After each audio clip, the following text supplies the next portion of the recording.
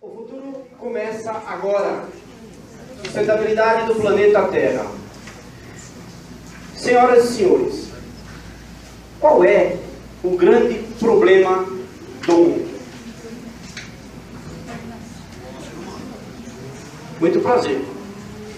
Leu a minha mente. Senhoras e senhores, o maior problema do mundo é o ser humano.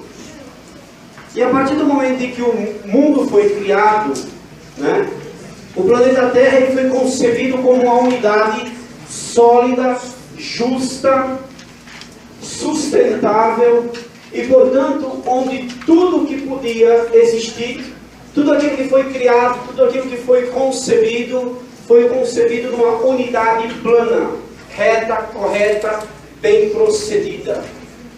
Os relatos bíblicos nos mostram exatamente a clareza desta sustentabilidade. Veja que ao homem foi dado poder e autoridade para administrar tudo aquilo que o planeta Terra hoje tem. Tudo aquilo que o planeta Terra guarda como elemento indispensável para a nossa vida foi dado para administrar a pessoa humana. Todavia, esta pessoa humana, com o passar do tempo, esta pessoa humana, a partir do momento em que ela se inseriu nas várias realidades da vida, a partir do momento em que ela passou a conquistar várias regiões do planeta, ocupar vales, planícies, ela passou, de certa forma, a agir contrariamente às normas morais previamente definidas pelo Criador. E se o Criador não disse um dia que era necessário absolutamente viver em harmonia com o planeta, este Criador, a quem muitos dão o nome de Deus, de Yahvé, de Javé, outros dão outra nomenclatura. Mas o que importa para nós é que este planeta Terra um dia esteve equilibrado. Hoje ele sofre uma série de fatores que levam à degradação. E as várias espécies de degradação do planeta se dão de várias origens e por várias causas. Entre as tantas causas e a origem está a escala do progresso humano que se deu de forma desenfreada, de forma degradante, de forma desordenada. Ora, percebam muito bem, de forma desumana, degradante e desordenada. São os 3 Ds da desordem humana. Então, o homem, ele não se preocupou em preservar aquilo que foi de mais belo deixado pelo Criador. Entre os vários ambientes que nós possamos encontrar no mundo, o ambiente natural, que consiste no conjunto de elementos postos à disposição do homem, o ar, o solo, os mares, os rios, os animais e todas as categorias sofrem a influência por força dessa desordem, dessa degradação, desta ação antrópica. Ora, a ação antrópica é uma ação contrária às regras pré-estabelecidas, e não somente as regras morais, mas sobretudo as regras jurídicas, as regras administrativas que a sociedade organizada, através dos governos, estabeleceram por meio de leis para que nós, seres humanos, obedecêssemos. Esta desobediência, esta degradação se deu, portanto, em razão de muitos fatores, entre eles o fator do crescimento populacional e da economia e do agigantamento econômico e, portanto, do consumismo desordenado. O que estamos consumindo no dia a dia é realmente necessário para manter a nossa sustentabilidade enquanto pessoa humana? Para manter a sustentabilidade da nossa família? A sociedade, ela consegue viver com pouco ou somente consegue viver com o mundo? com muito. O exagero, a cultura do desperdício, a cultura do consumir além daquilo que eu preciso, caríssimos jovens, tem levado o planeta a ter as suas reservas sufocadas por esta ação desordenada, descontrolada e desumana de muitos de nós e que está de toda a espécie. A pergunta é, onde que nós vamos parar com esta cultura que ameaça todas as fontes naturais existentes no planeta? E aqui, e por evidência, nós temos a ameaça trazida através do crescimento econômico, através da ameaça com a questão dos usos das tecnologias, as tecnologias que poluem, o monóxido de carbono que cada dia mais incomoda a cada um de nós na sociedade capitalista, chamada sociedade industrial ou pós-industrial, e portanto a nossa vida urbana se dá de forma muito desordenada, na exata medida em que este crescimento, que hoje é um crescimento insustentável, porque o homem não consegue parar e colocar em prática as boas práticas, as boas ações tendentes a melhorar o meio ambiente onde ele vive.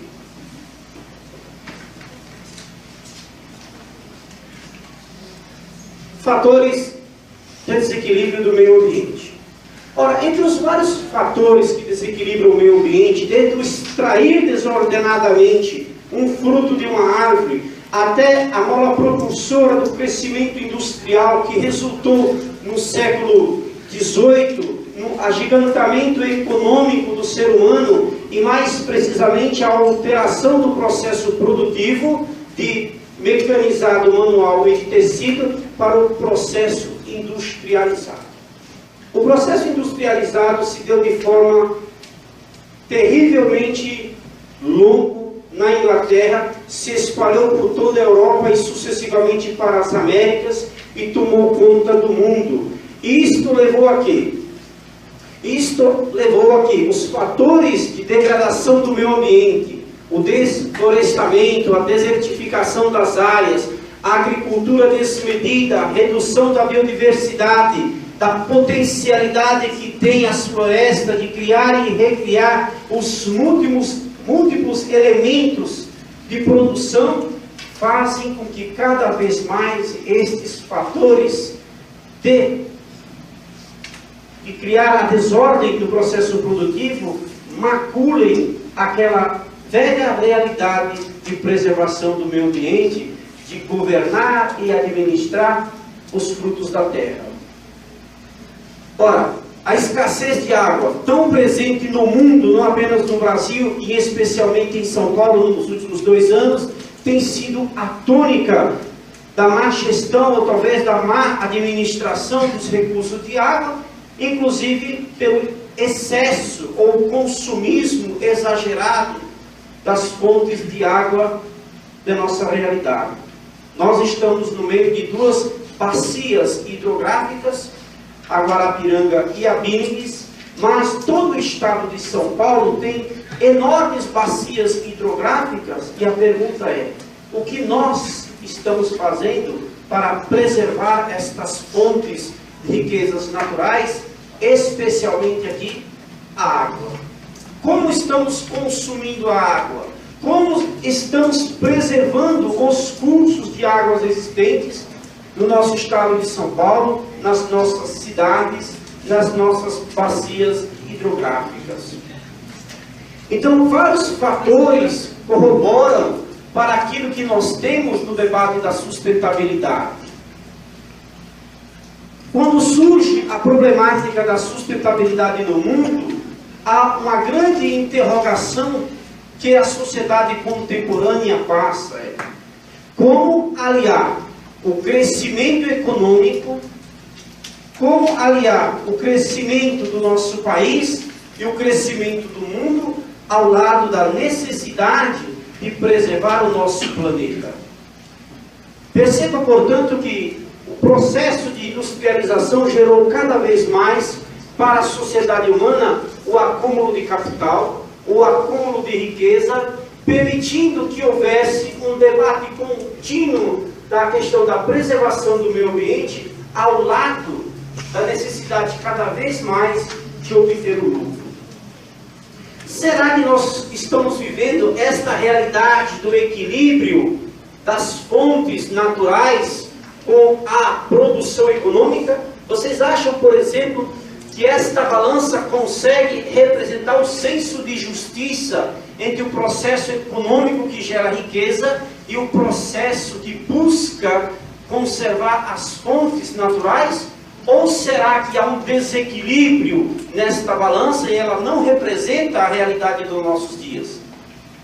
Olha só o que o debate ou a busca incessante da pessoa humana pela riqueza tem causado no mundo. Esta é uma reflexão que o mundo já está fazendo nos últimos 40 anos, mas ela infelizmente não está correspondendo à realidade que é de se preservar cada vez mais o nosso planeta. A pergunta é: eu estou conseguindo contribuir com esta preservação? Será que eu estou conseguindo remediar no agir de cada dia para com a preservação do meio ambiente? Esta compreensão da preocupação ambiental no século XX se deu em razão do grande problema dos desastres ambientais, dos acidentes ambientais que ocorreram no mundo nos últimos 60 anos, basicamente. Nós temos que em 3 de dezembro de 84 houve uma nuvem de isocianato de metila no acidente nuclear de Chernobyl, causando um grave desastre ambiental. Nós tivemos aqui em Bhopal, na Índia também, o pior desastre químico da história em 1984. Tudo isso em razão do quê? Tudo isso em razão da ação humana, que embora fosse ou estivesse sendo uma ação humana controlada, nos mais das vezes, o que nós encontramos? Processos falhos que não correspondem à verdadeira ideia ou noção de sustentabilidade da defesa do meio ambiente e do controle do processo produtivo. Percebam, portanto, que essa ideia de sustentabilidade do meio ambiente não é algo recente. O debate, embora entrasse na agenda mundial nos últimos 45 anos, ele antecede a própria natureza humana, porque está na ordem de Deus, dada aos primeiros habitantes da Terra, de governar a Terra, de encher, de multiplicar as espécies e de administrar todas elas. E como nós, hoje, cada um de nós, estamos fazendo com esta administração? Será que o nosso agir, o nosso pensar e até mesmo o nosso sentir passa pela ideia de sustentabilidade? Ou esta ideia de sustentabilidade é uma mera retórica dos livros de geografia, de biologia, dos livros de gestão ambiental ou dos cursos de formação gradual? Digo a vocês que se isto não passar primeiramente pelo coração, nós não teremos futuro, ou o futuro dos nossos ou de nós mesmos será absolutamente muito difícil, para não dizer incapaz de ser vivido nas futuras gerações.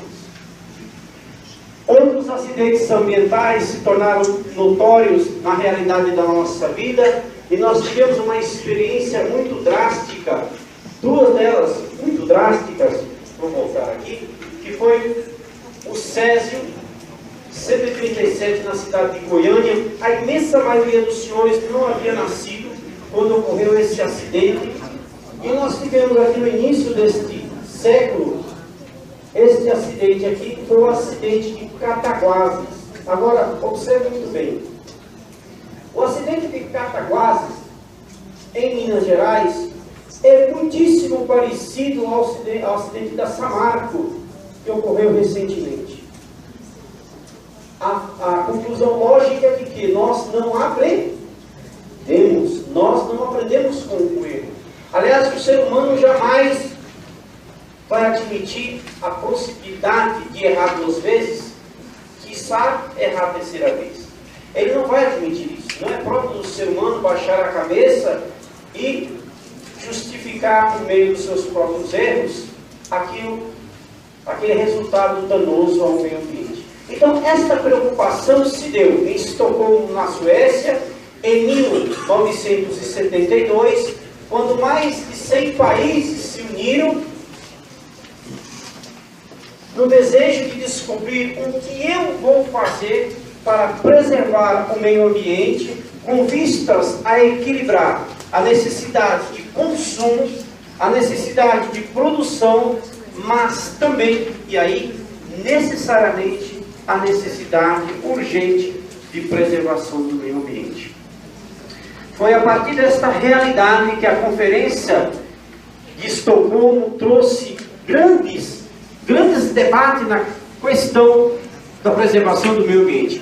E o Brasil, na sua época, tinha representante em Estocolmo, mas o Brasil era um país ainda essencialmente agrícola, e embora tivesse poucas indústrias, o Brasil deu um recado muito ruim para os participantes da Conferência de Estocolmo, ao ponto de deixar muito claro que o Brasil ainda tinha muito a poluir pelo fato de ser ainda muito pequeno do ponto de vista industrial.